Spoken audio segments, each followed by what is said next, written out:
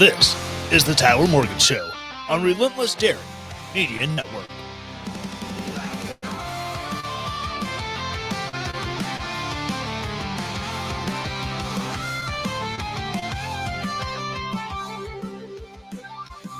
Welcome to the land of bourbon and bad decisions, where the nights are long and the truth cuts teeth. Voices rise against the tide with clear intentions, in a place where freedom never sleeps.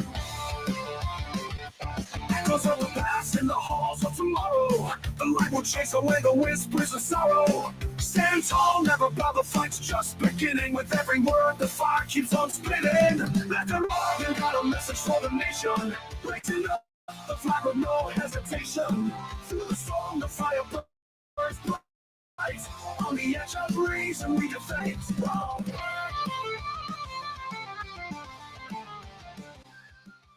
Welcome back to Land of Bourbon and Bad Decisions. This is the Tyler Morgan Show, live on twitch.tv/Tyler Morgan Show, or if you're checking this out later on the YouTubes, youtube.com/@the Tyler Morgan Show, or checking this out on podcast wherever you get podcasts.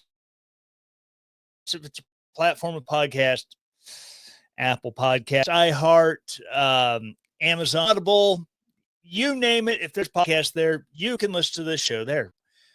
And whether you're watching on Twitch, checking us out on YouTube, or on your favorite podcast platform, be sure to subscribe, rate, review, share, comment. Well, however you choose to engage, please do. Engagement is good. It helps people find the show. And I like finding new people, unless they're weird. I don't like finding weirdos. But anyways, before I get into the wild and wacky news of the week, let me talk to you about Blue Collar Beardsmen. Yes, I know if you're checking this out either on pod or on podcast. Yeah, you're looking at me on podcast. Whether you're checking this out on YouTube or on Twitch or the Twitch replays, again, for the replayers checking out later, thank you for checking it out. Please show up live. It's a fun time for at least one of us.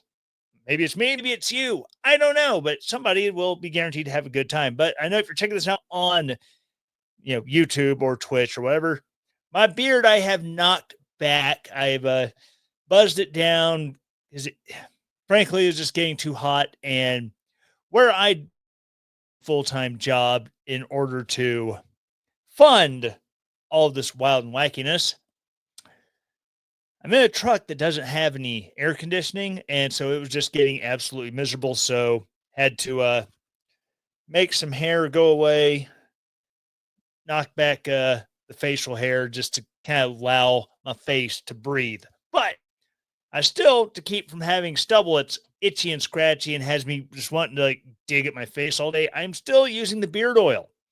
And I use beard oil from Blue Collar Beardsmen. They have a fine selection of beard oils, beard butters, beard washes, and conditioners, as well as other beard care products you might need, such as combs to keep everything, all nice and neat and well kempt. And check them out today and subscribe. And every month you will get the scent of the month sent directly to you. And it's always a scent that is put together to kind of celebrate a different blue-collar trade. Today, bluecollarbeardsman.com. Beard oil that works as hard as you do. All right, so the big news over the last 24 hours is that the Corporation for Public Broadcasting has announced, much to everyone's sadness, that they will be shutting down because they're no longer getting government funding. I know, you're as heartbroken as I am. Who's going to fund Big Bird and Elmo? Episodes of This Old House or Masterpiece Theater reruns from 1987.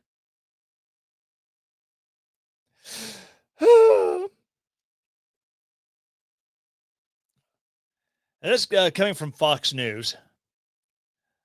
The Corporation for Public Broadcasting, which allots funding for National Public Radio and PBS, the public broadcast system or public broadcast service,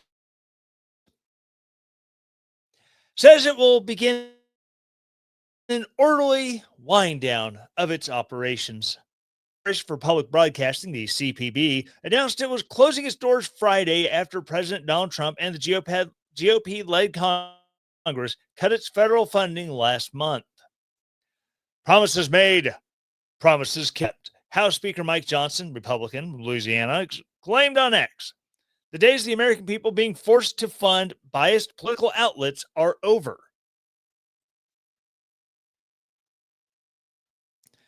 Proud to lead the rescissions package President Trump signed to fully pull the plug on Corporation for Public Broadcasting, House Majority Leader Steve Scalise, again from Louisiana, wrote, $1.1 billion returned to taxpayers. No more public dollars for partisan propaganda. Republicans are ending wasteful spending and putting America first.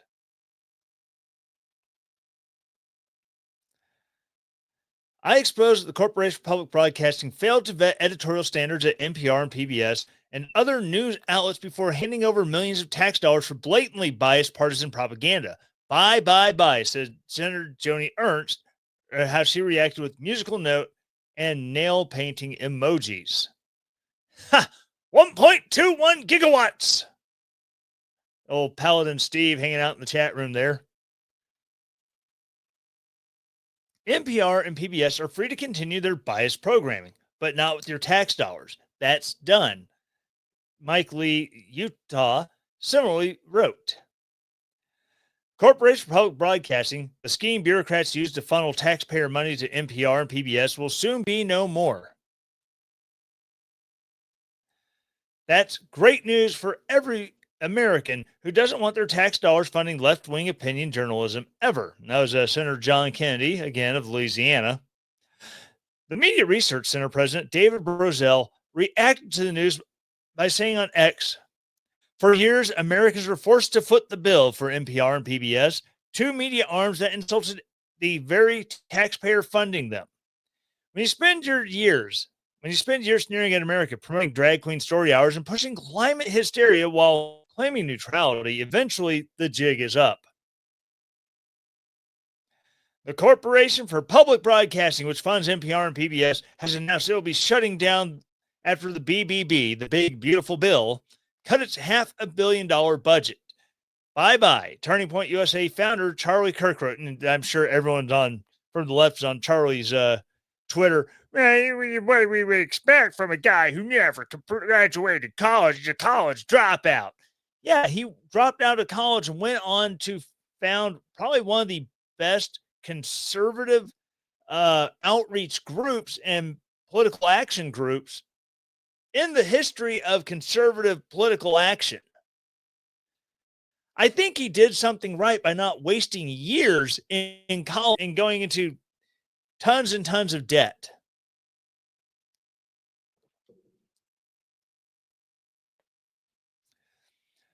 Amazing Friday news. Corporation for Public Broadcast is shutting down. Credit Trump for being willing to do what other Republicans were too afraid to.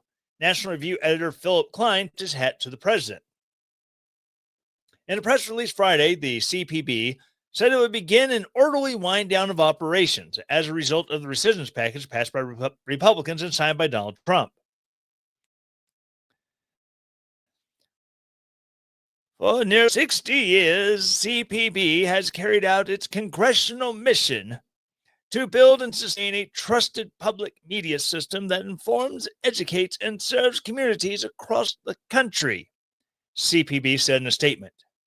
Through partnerships with local stations and producers, CPB has supported educational content, locally relevant journalism, emergency communications, cultural programming, and essential services for Americans in every community.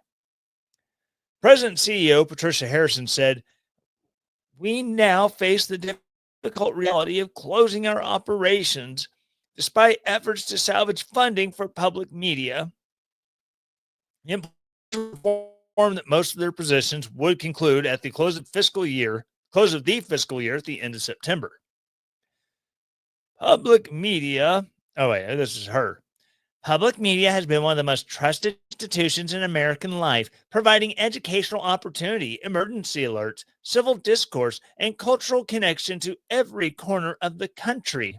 Harrison said in her statement, "We are deeply grateful to our partners across the system for their resilience, leadership, and unwavering dedication to serving the American people."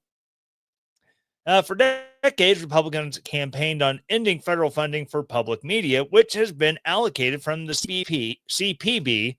CBP is the Customs and Border Patrol. CPB is something else. To NPR and PBS. I'm reading all of these, and I wish I had the soundbite on my board of Robin Williams from Good Morning Vietnam.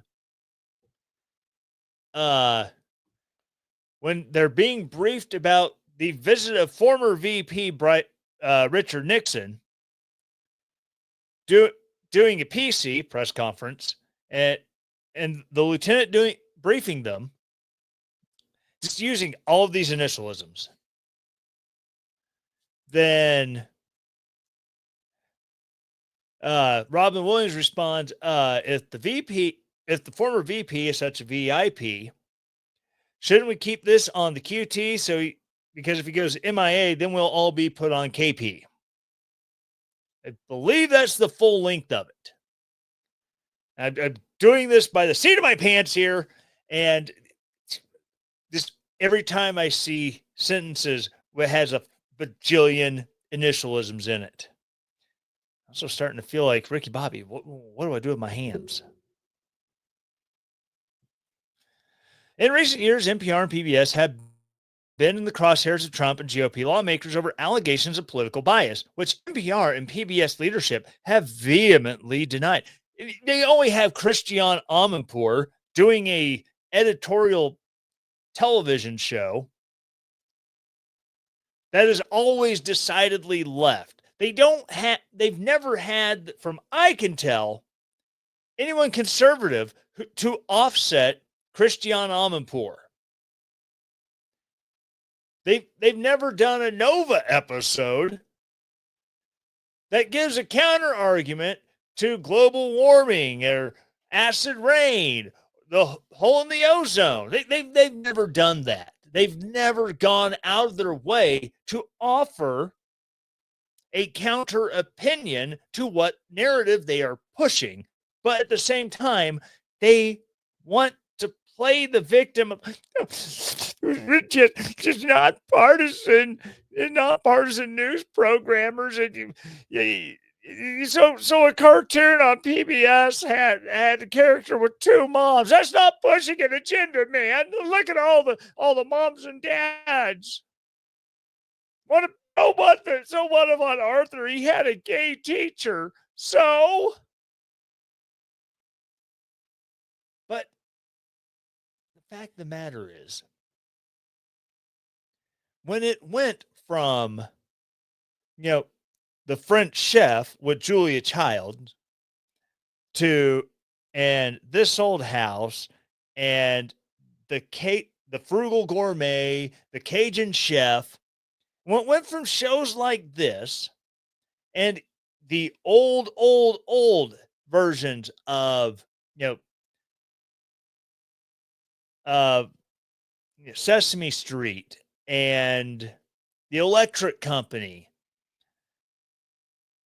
When you start getting from these shows, Mr. Rogers' Neighborhood, which, don't get me wrong, Mr. Rogers' Neighborhood was a great show.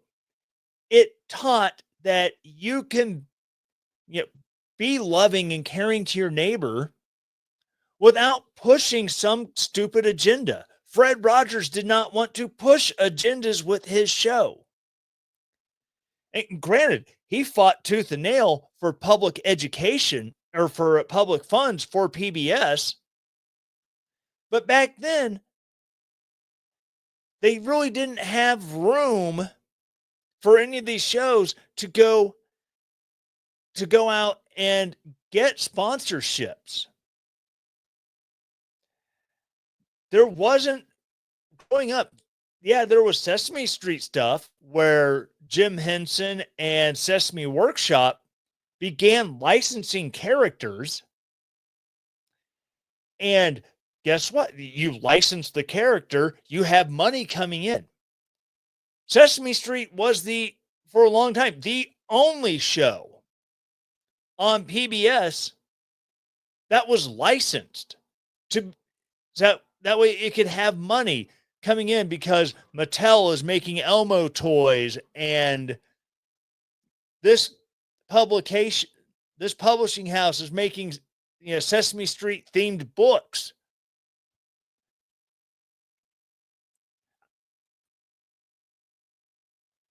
You had what Follow That Bird, the Muppet movie featuring Big Bird and Snuffleupagus and all the other Sesame Street characters.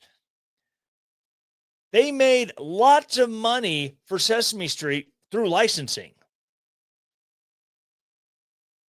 When Arthur went from being kids' books to being a cartoon on PBS, they could have done a deal with the creator to be able to license it, and they split the revenues between the author and PBS.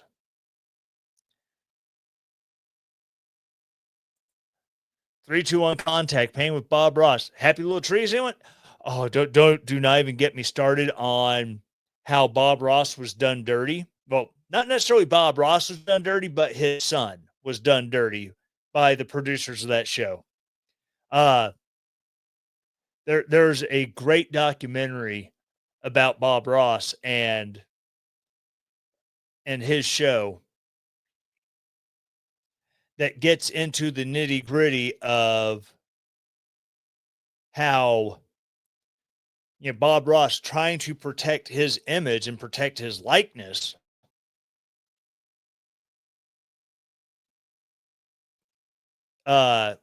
deeded his likeness pretty much, signed over his control of his likeness to his brother and his son, but as a partnership where they had to have a controlling partner, and his brother was older and gave him the controlling partnership, the controlling majority of 51% control, and basically ran roughshod over Bob Ross's son, Bob Ross Jr., who tried, and then he went and he sold the rights to the producer. So Bob Ross's son doesn't get any money. I think his brother continued to get royalties. And when Bob Ross Jr. was using his name, Bob Ross Jr., to promote certain things, Bob Ross's producers sued him. So he couldn't even use his own name because, well, you have Bob Ross in your name. Yeah, retard. That's because my name is Bob Ross Jr. If you notice, the junior makes it different. And the judge sided with them. But yeah, 321 contact. I think 321 contact could have been around a lot longer if they've been able to get sell actual ad dollars. Just say, hey, here's the deal. We're going to sell you 1 minute of ad space. And it is either going to come at the end of the episode or it's going to come at the very beginning of the episode. There will be no commercial breaks because we're PBS and we do not do commercial breaks. 321 contact back in the late 80s, early 90s, that could have brought in quite a bit of money for PBS. And the same thing with their shows that they have on now. They have their corporate sponsors that are donors to PBS. And so they do get kind of the prime real estate at the beginning and end of episodes. And always with the brought to you by our partners and by viewers like you. Because everyone who's alive today at some point has been trying to find something to watch, ended up on your local PBS and found the PBS Telethon. If you call and donate $100, you will get this canvas tote. They had the celebrities running they had celebrities and people who were on PBS over there answering phones and taking pledges. But PBS would be fine as long as, and CPB could have been fine as well, if they had gone out of their way in the 100 days that they had been on notice, or the 100 days between end of fiscal year 2024, or excuse me, fiscal year 2025, that intervening time between passing the big, beautiful bill and the end of it, if even beforehand, they had been trying to find a way to get alternative means of funding besides fundraising and federal bucks. And everyone who is throwing this giant fit over, wow, they're a private organization, but the federal government just, they're partnered with, like, give me a private public partnership. The third way, System X, fascism? You're advocating fascism? Everything of the state, nothing not of the state. Or everything of the state, nothing without the state. That's what you want? Yeah, and these are the same people who are 100% fine, hunky-dory with the federal government telling social media, hey, guys, we saw this post on Twitter or on Facebook or on the Instagrams that it runs counter to our COVID messaging.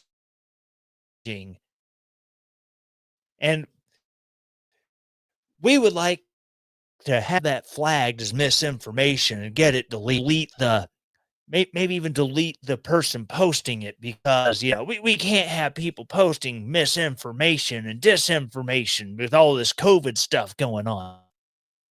Those people happily accepted that. And these are organizations that don't accept federal money unless it's advertising dollars for enlist in the Army, join the Navy, or whatever. Whatever pop-up ads you're seeing on the Facebooks and the Twitters, you're seeing ad revenue from that, but it's not like grant money where the government dangles it out in front of you. It's like, oh, here, you want this money? You want this money? All right. Well, hold on. Before I let you have the money, you're going to have to do X, Y, and Z for us just to make sure that you're following our rules. Because everyone forgets at the end of the day, if you're getting grant money from the government attaches strings to that. So even if you're a private organization, you're taking federal funds, when the federal government steps in and says, well, when we gave you that money, we're kind of expecting something in return at some point. Oh my God, the government sounds like the freaking mafia, doesn't it? It's insanity.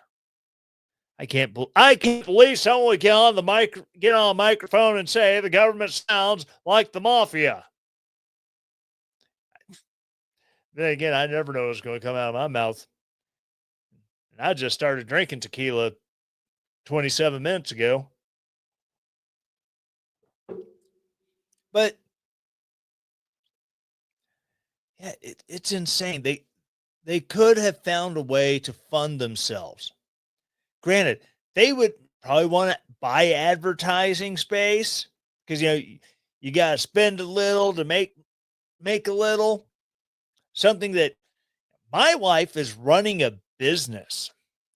we know all about the spend a little to make a little, you know, because yeah, we are building something from scratch. If building hats like this one on top of my noggin, which handcrafted by me. Oh, my liner fell out. Womp womp.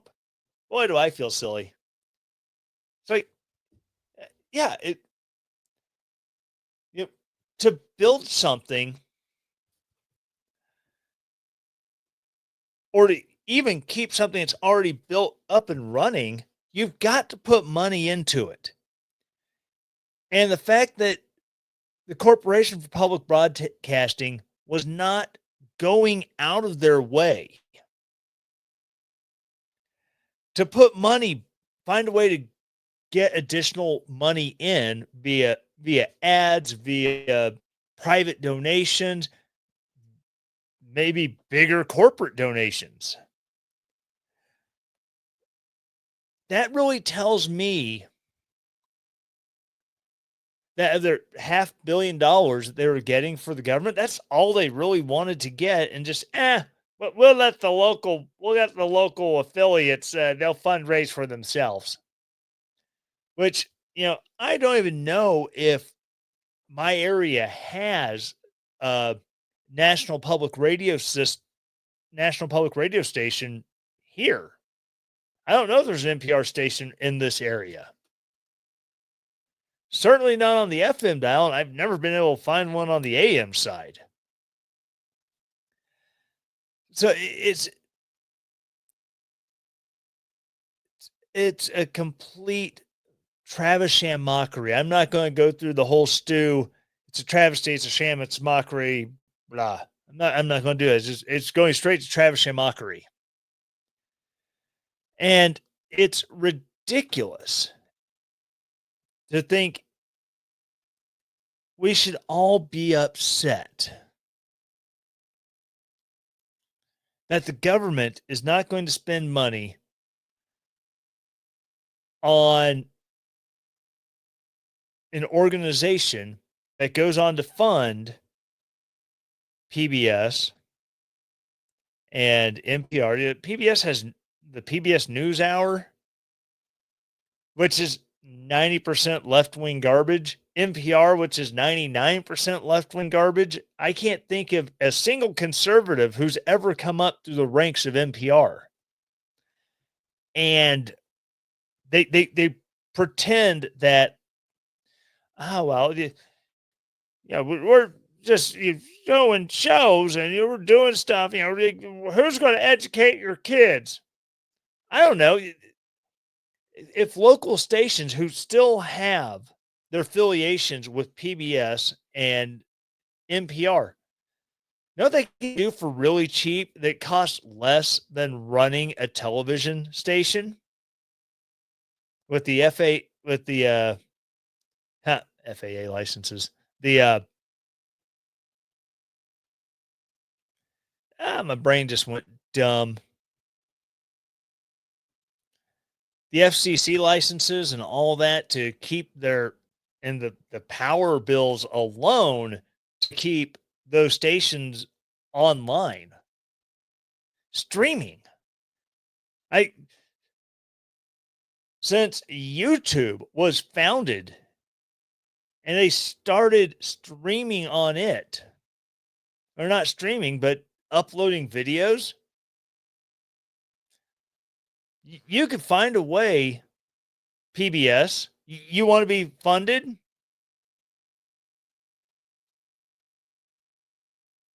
There you go. Start your own streaming service.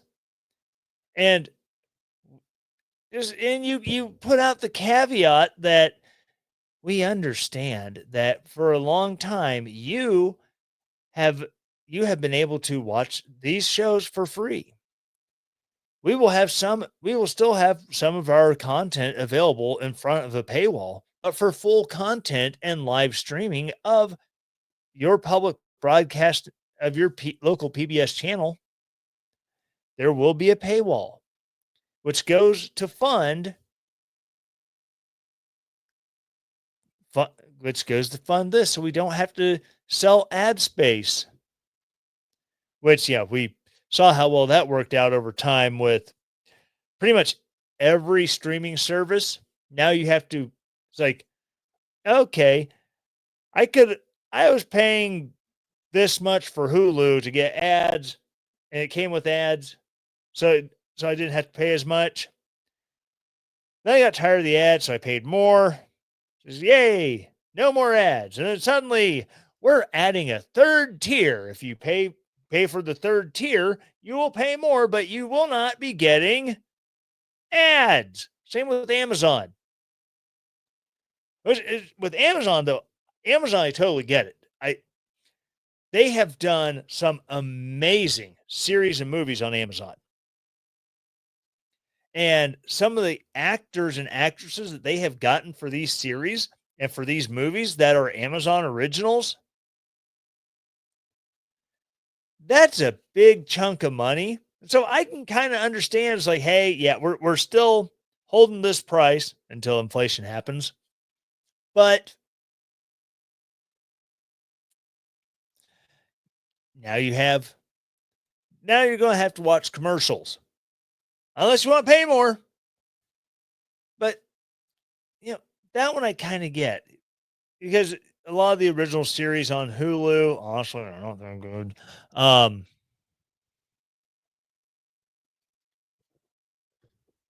It's just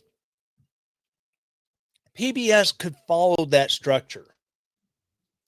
NPR could follow the structure of every other terrestrial based radio network in America and sell ads and fund themselves on ads. But they don't want to, because that means now they have to have a marketing department, and they have to start making cold calls to businesses. And frankly, they want the lazy way of, well, Uncle Sam is just going to give money to CPB, and then CPB is going to give it to us, and we'll figure out the rest.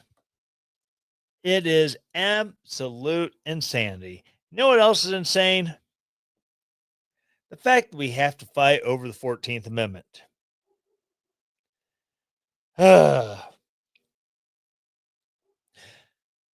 As a quick recap on the 14th Amendment and the issue of birthright citizenship.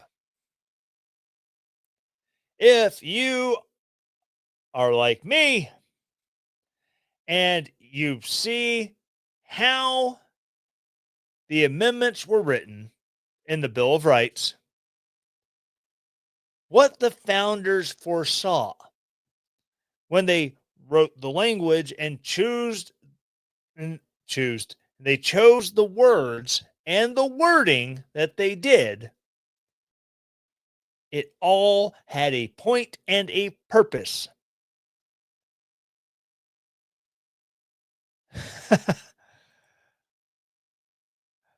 Hi, this is Steve with Navy Talent Acquisition. I would like to click. Hello? Stupid cold calls. Yeah, for a while, my gal of the Army. Hello? Hi, this is Sergeant so-and-so from the National Guard Recruiting's office. Dude, I'm cuddling my DD-214 right now. Go away. Well, you know what you can always come click. If I wanted to go back into the Guard, I would have. I wouldn't need recruiters calling me. But, so 14th Amendment.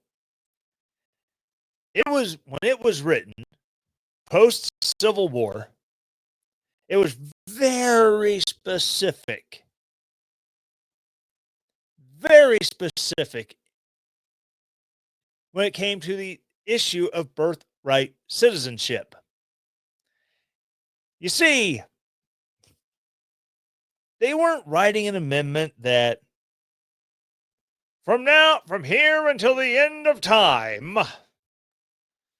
anybody born within the United States is a U.S. citizen. No, that wasn't it. It was specifically declaring that if you were a freed slave, whether you were a child, whether you're an adult, whether you're elderly, and your family was brought here via the slave trade, therefore you have established roots in this country. You are a U.S. citizen. Period. End of story. End of debate. Well, over the years, that has been twisted repeatedly by judges and by SCOTUS.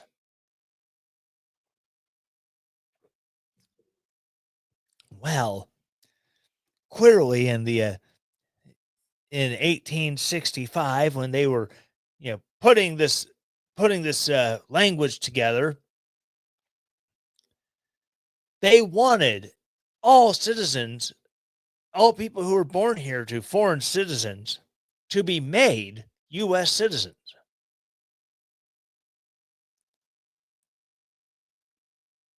Yeah, really, you can't say that, because guess what? There were people here who were born from, immigrant parents, not slaves, post 14th Amendment, that were still looked on as being non-citizens, and they were treated by the government as being non-citizens. It wasn't until the rise of the progressive era where that really started to turn around.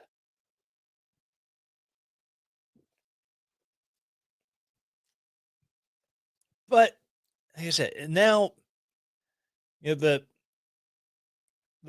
judicial activism that we've seen in the past, 7 months, this has been off the chain, man. Judicial activism strikes again in 14th Amendment decision. The Ninth Circuit's opinion on birthright citizenship ignores the framers' clear understanding of jurisdiction as complete allegiance to the United States. In typical fashion, the Ninth Circus Court of Appeals completely misread the 14th Amendment Citizenship Clause and the congressional speeches of its principal framers in a July 27th decision, State of Washington et al. V. Donald Trump et al. This ideologically motivated opinion was written by a 3-judge panel composed of 2 Clinton appointees and a Trump appointee who registered a wishy-washy, soft, squishy, partial concurrence and partial dissent. Overall, however, it was an embarrassment to the canons of legal reasoning and historical truth.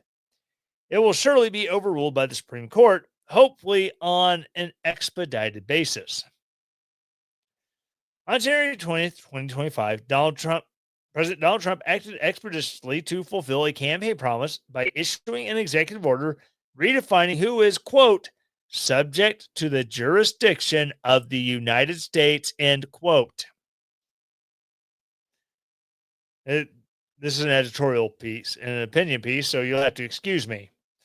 I believe Trump is to be applauded for bringing the question of birthright citizenship to the attention of the public and provoking debate on this crucial issue. I have questions, however, as to whether an executive order in isolation is the most constitutional way of raising the question.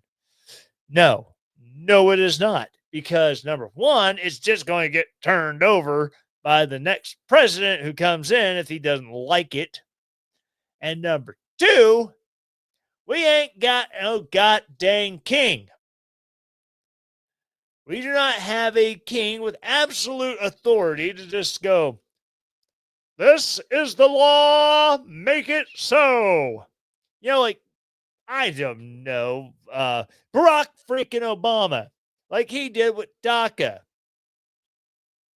DACA has been held up by the Supreme Court as fully constitutional constitutionally a law, even though it was never voted on and passed by either the House or the Senate. It was, well, I have a phone and I have a pen.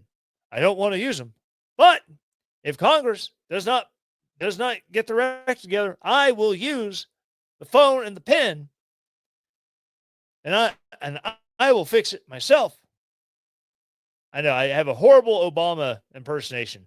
I have a buddy from the Army who also, like Barack Obama, is of a biracial nature, and he does an amazing Barack Obama impersonation. We were rehearsing a change of command ceremony, and he went into it for the entire length of the ceremony, kept it going. And we were like, dude, during the actual ceremony, you need to do that because it sounds way better than your normal voice. But, anyways, I digress.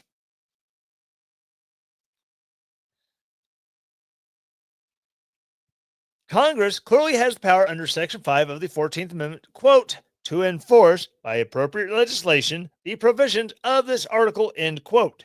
One provision is that no state shall make or enforce any law which abridges the privilege or immunities of citizens of the United States. This has been controversial because the language of the amendment is couched in negative terms. Ah, yes. Good old Charter of Negative Liberties. It's not what you can do. It's not what the state can do for you. It's not what the feds can do for you. It's what they cannot do unto you. The question of how negative is to be enforced by positive legislation has always been an enigma. Congress passed a sweeping Civil Rights Act in 1875, which in part founded on this issue along with the issue of state action. In the 1873 slaughterhouse cases, Congress's power to enact regulatory legislation under the privileges and immunities and equal protection clauses was thoroughly hobbled. No serious attempt to revise these civil rights protections was made again until the Civil Rights Act of 1964, which was passed in the House and the Senate by Republican-controlled majorities.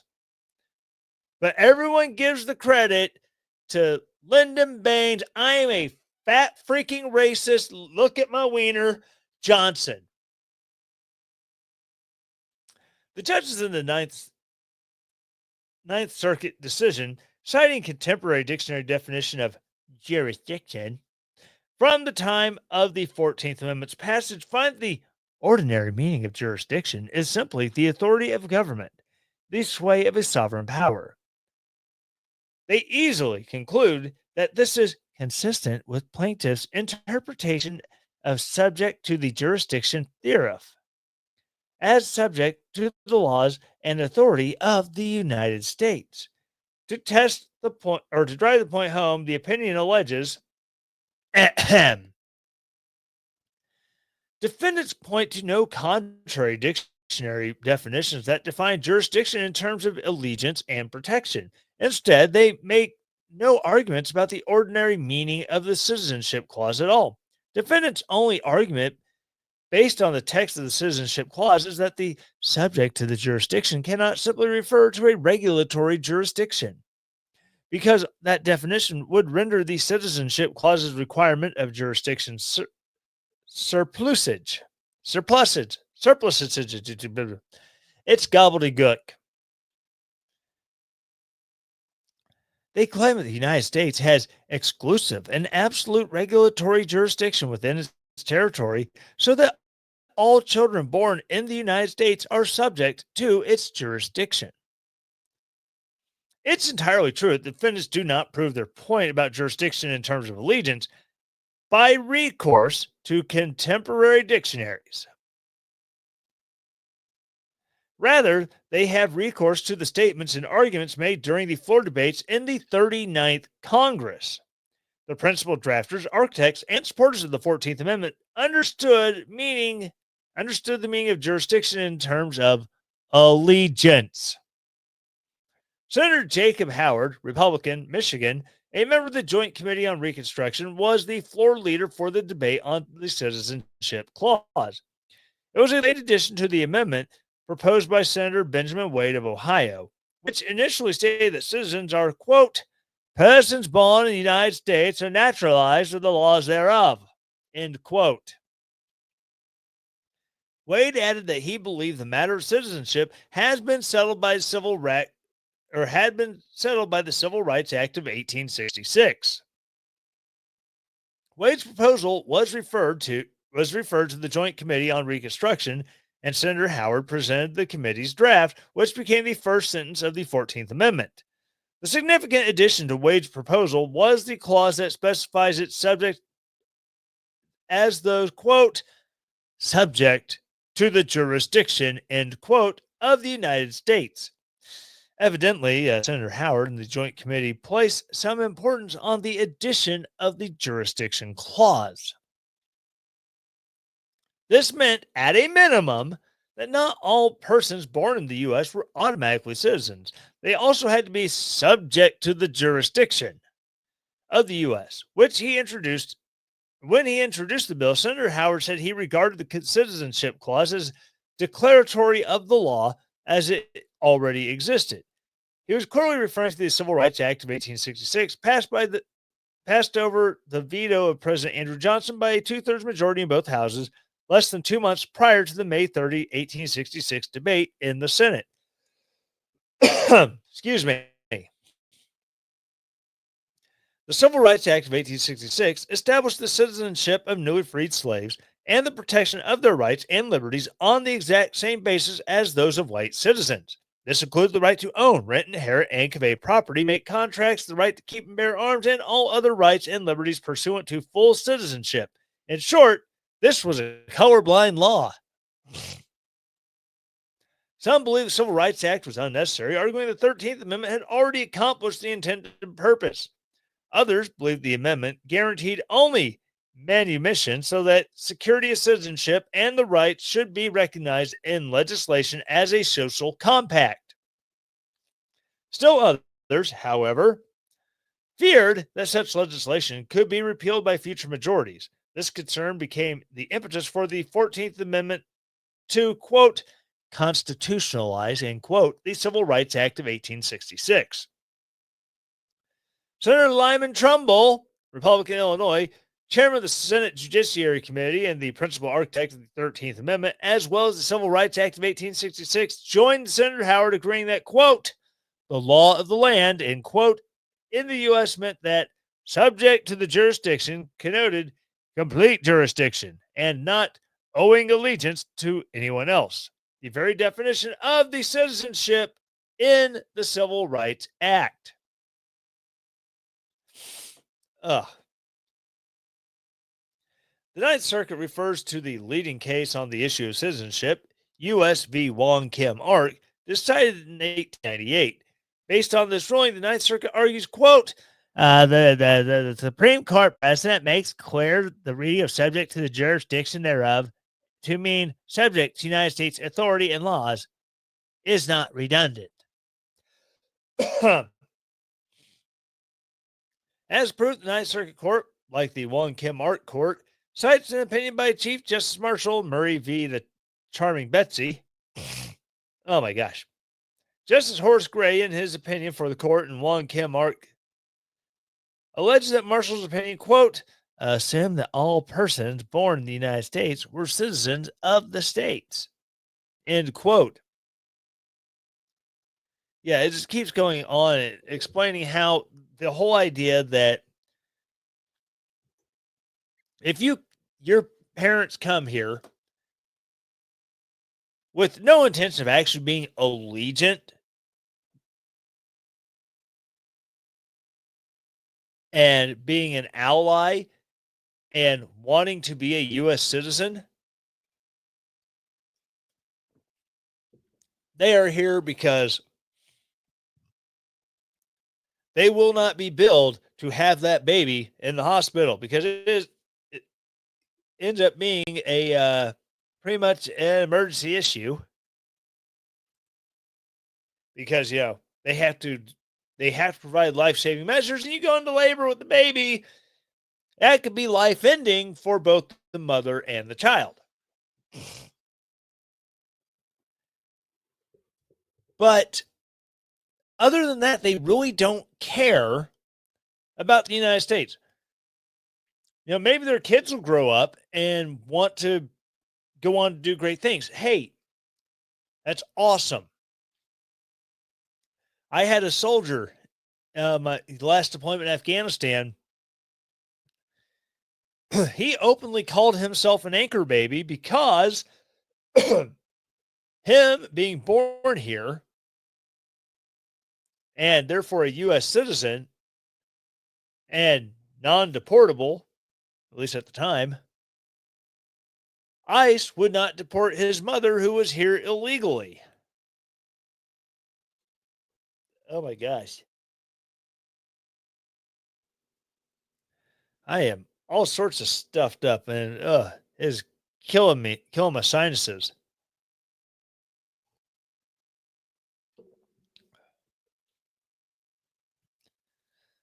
We need to revisit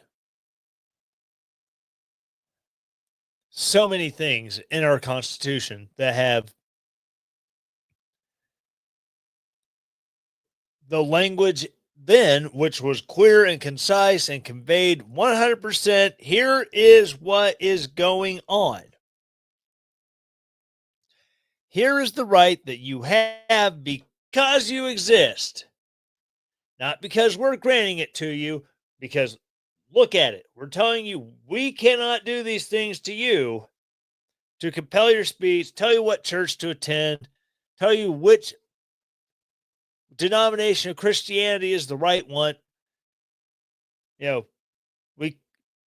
not going to go crack heads every time a group of people gets together outside of a government building and waves a picket sign.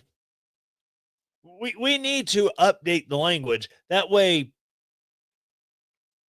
it's clear and concise for today's dummies. For the ones who can't figure out that, speeches were transcribed and you can look up what the people who wrote the 14th Amendment actually said and meant by their choice of words. But that being said, I hope if this makes to SCOTUS, I hope it's left with an 8-1 ruling with Ketanji Brown Jackson again being the lone dissenter and saying the most retarded gobbledygook that she could possibly think of. All right, so that's going to wrap it up again. Thanks for joining me. It's been fun. I know I've been really busy with stuff. Between working on hats, which in the kitchen I've got another one put up that I'm currently sewing a sweatband into and waiting on the liner to come in. That between doing stuff like that, everything going on with the wife's business, lots of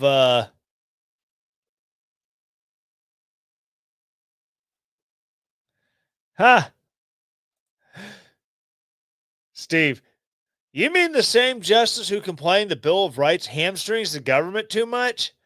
Yes, that one. I just don't understand. She doesn't understand, folks. She's on the Supreme Court, and there's like a 12-minute montage of Ketanji Brown Jackson stating, quote, "I don't understand," end quote, or some variation of that phrase that means the exact same as the very clear and concise "I don't understand." Please explain it to me is like the number two thing she loves to say on the bench. Ugh. Yeah, I too could go to an Ivy League legal school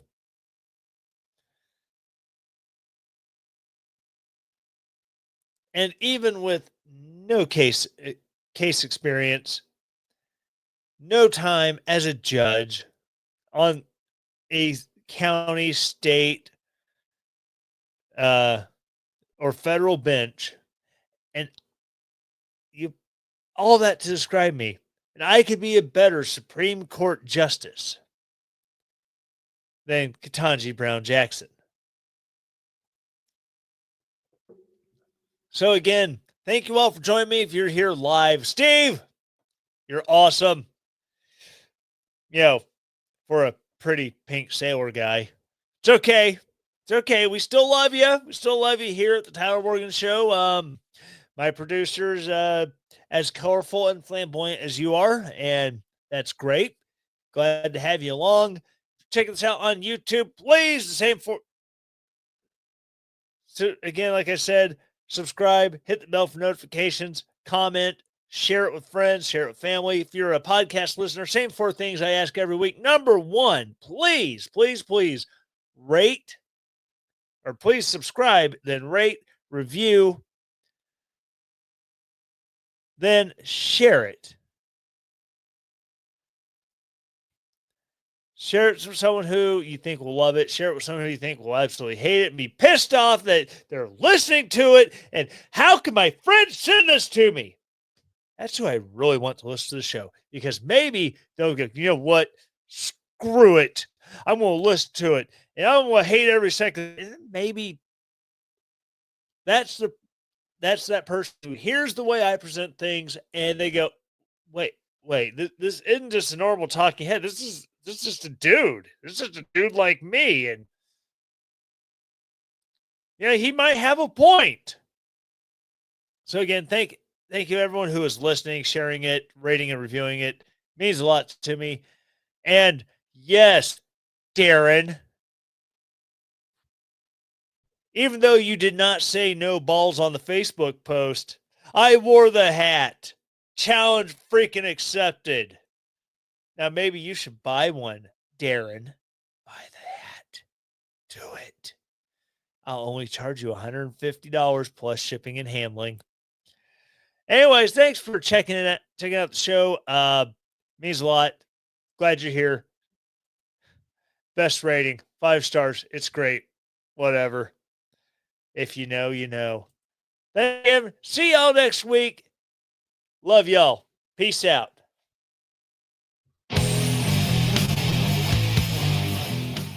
The Tyler Morgan Show is a Relentless Daring media production. The Tyler Show is supported by its listeners. To support the show, go to ko-fi.com/Tyler Morgan Show to donate there, or relentlessdaring.com and hit the donate button at the top of the page to set up your donation. All music used in the Tyler Morgan Show is used with permission from purpleplanet.com, link in the show notes. 2 Timothy 1:7.